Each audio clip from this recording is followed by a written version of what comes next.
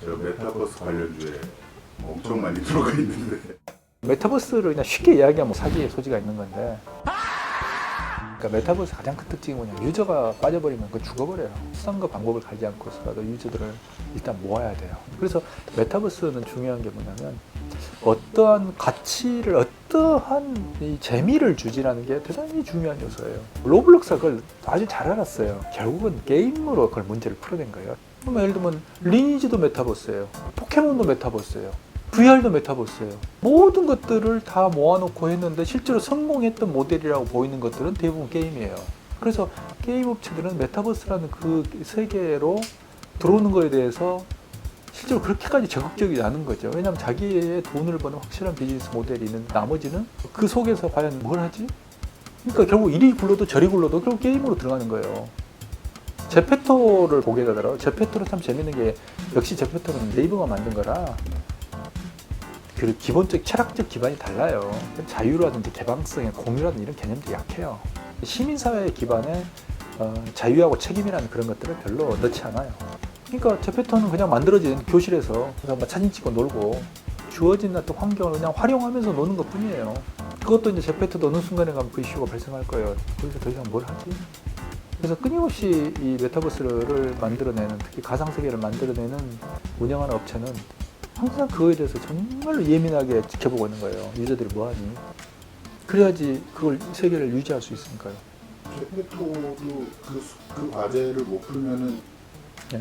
어느 순간 그냥 탁 소멸해요. 지금은 초기 단계니까 많은 유저들이 모이고 더구나 코로나 상황이기 때문에 모여서 거기에서 이야기하고 놀고, 특히 어떤 가상세계형 메타버스라는 것은 그냥 캐릭터들이 친구들끼리 모여가지고 몰려다니면서 노는 거예요. 그래서 가상세계라고 하지만 실질적으로 보면 오프라인에서 서로 아는 사람들이 모여있는 경우가 많아요.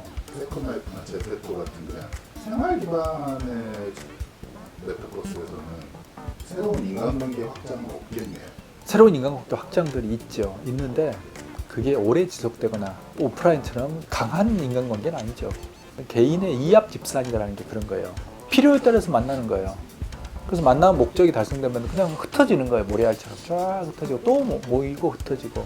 근데 그런 거에 대해서 근데 우리 다음 세대는 별로 불편해하지 않는다는 거예요. 그게 중요한 거예요. 그 포인트가. 우리가 철저하게 오프라인 현실 세계를 기반으로 뭔가를 생각하는 것을 그들은 수용하지 않을 것이다.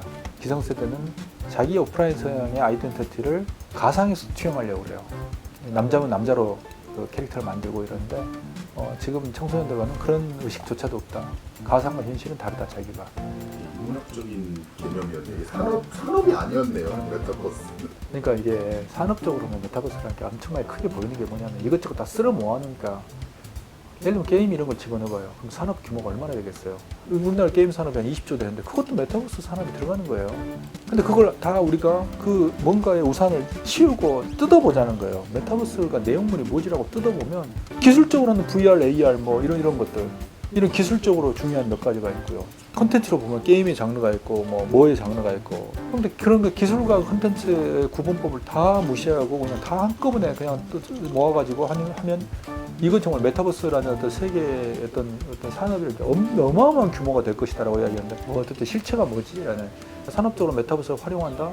지금 뭐 통신사들, 제조업체들, 지금 금융 머리가 깨져요. 이게 뭔가 새로운 개념인 것 같은데, 우리가 뒤처지면 뭔가 새로운 걸 안 하면 뭔가 우리가 바보가 되는 것 같은데, 이런 어떤 그런 불안감이 있는 거예요. 그게 이제 언론이 만들어내는 하나의 상징 조작을 하고 있는 거예요. 새로운 미래입니다. 이게 산업의 대세입니다. 모바일 혁명 다음에 제3의 혁명입니다. 이야기를 하는 거예요. 뭔가 불안한 거죠. 그 불안감을 가지고 그러면 뭘 하지? 라고 이야기했을 때 아무것도 없어요. 그래서 산업적 플랫폼을 어떻게 만들지? 다시 원점이에요. 그럼 유저 어떻게 모으지? 이게 불투명한 산업인데요. 여기 발 빼야 되는 거 아닌가요? 그래서 이미 투자를 하셨다니. 투자를 하셨으면 지켜봐야죠.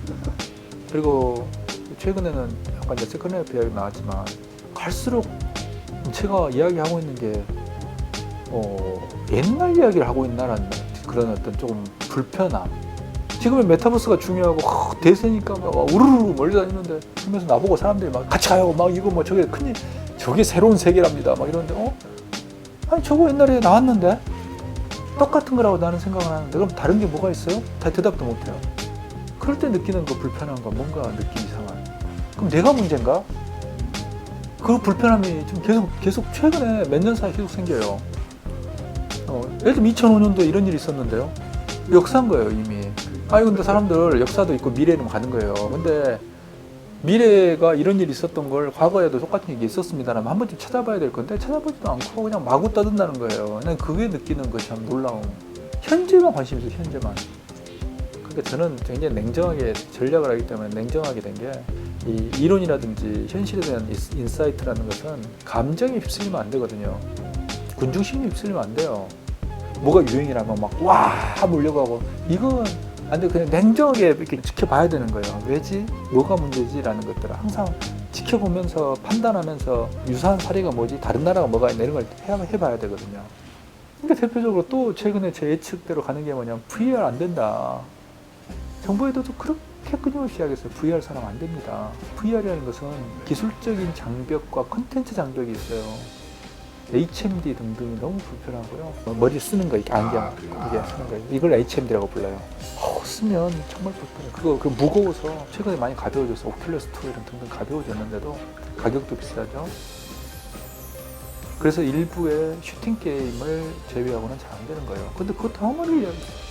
그래서 몇 년 됐어. 처음부터 그 이야기했어요. 이건 안 됩니다. 이번에 또 정부가 강제로 막 목을 비틀어서 끌고 가서 통신 3사가 VR하고 막 이런 거 한다고 난리였거든요.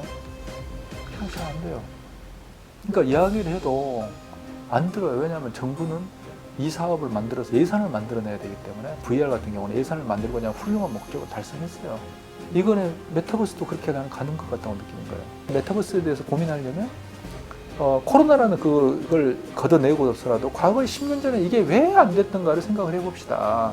그럼 그걸 반성하고 그 다음에 나가면 이게 됩니다. 메타버스에서 게임이라든지 이런 것들은 잘 가고 있으니까 내버려 두고. 그러니까 메타버스로 간다는 게 모두 게임에서 가자 이건 아니잖아요. 그 다음에 우리는 또 뭐냐면 AR 한 3년 정도 지나잖아요. 잊어버려요 또. 예산을 따내기 위해서 산업이 움직인다. 그게 하나의 흐름을 하나의 항상 모든 정부들은 이슈를 화두를 잡기를 원해요. 그게 예전에 MB 정부 때는 4대강이었고요. 박근혜 정부 때는 창조 산업이었고요. 자, 그런데 우리가 MB 때 4대강과 녹색 성장은 어디 갔나요? 박근혜 정부 때 창조 산업은 어디 갔나요? 그런 걸 보면서 항상 허탈함과 근데 이런 냉정한 이야기들을 냉정하게 현실을 바라보는 이런 이야기들 그래서 저는 우리가 다음에 어떤 걸 해야 될까 생각할 때 가장 중요한 저는 화두는 플랫폼이라고 생각해요. 플랫폼. 대한민국이 어떻게 플랫폼을 만들지? 거기에서의 플랫폼은 뭘까요? 뭐 여러 가지가 있죠. 예를 들어서 뭐 넷플릭스 OTT도 될 수 있고 게임 플랫폼도 될 수 있고 웹툰 기반한 플랫폼도 아주 훌륭한 플랫폼이 될 거고요. 그 웹툰 플랫폼이라는 게 네이버나 카카오가 안고 있던 그 글로벌의 한계를 돌파할 수 있을지도 몰라요. 그냥 메타버스라는 유행이 아니라 그냥 조금 다른 방향의 얘기인 거예요. 메타버스라는 그 두루뭉실한 개념이 아니고 여러 가지 다양한 형태의 플랫폼까지 미합 집산을 하고 있거든요. 대한민국이 가장 치명적인 약점은 플랫폼을 만들지 못했다는 거거든요. 여러 가지 형태. 메타버스도 플랫폼의 일종으로 반대로 저는 메타버스를 플랫폼의 일종으로 보면 뭐 그건 있을 수 있다고 봐요. 근데 반대로 메타버스를 플랫폼 위에 얹는 건 저는 그건 아니라고 보는 거예요. 메타버스를 한마디로 정리해 주신다. 메타버스가 뭘까요? 라고 한마디로 정의하라면 네. 그냥 산으로 가는 버스다. 그래서 저는 제페토를 보고 네이버에도 많이 넣어놨는데 제페토의 미래가 이렇게 불투명하면 어떻게 도망쳐야 되나요? 네이버한테 라인이 있잖아요. 왜 이러실까요? 아마 미래에 라인하고 네이버의 위상이 바뀔 거예요. 라인의 자회사로 네이버가 들어갈 거예요. 왜냐하면 라인이 저는 훨씬 더 글로벌리 그리고 뻗을 향후의 확장성이 있어서 훨씬 더 크다고 보이기 때문에 최근에 이제 검색이 계속 네이버가 약화되고 있고요. 그런 점에서 검색은 아마 구글한테 밀릴 것 같고요. 이커머스 회사로 주로 갈 거고 컨텐츠 회사로 갈 건데 또 하나 이제 네이버에서 굉장히 중요한 플랫폼으로 작동할 수 있는 게 웹툰이에요. 근데 그런 점에서 네이버는 계속 그런 새로운 회사들을 만들어낸 인큐베이팅 역할을 잘하고 있어요. 그리고 이미 이해진의 확실한 어떤 레버리지로 지렛대로 쓰고 있는 것은 라인이라고 봐요. 소프트뱅크하고 결합했잖아요. 그걸 보면 알 수 있어요. 소프트뱅크도 네이버의 가치보다는 라인의 가치. 그 라인은 한국 네이버보다 훨씬 자유롭게 일본 사업하거든요. 우리처럼 이런 어떤 제약들이 없어요. 라인은. 네이버는 주고 다른 잡주는 도망쳐. 그럼 항상 주식으로 끝나네. 그러니까 나한테 와가지고 PD님 이야기하는 것은 주식 묻고 끝나네. 그러니까 여기저기 찔러보고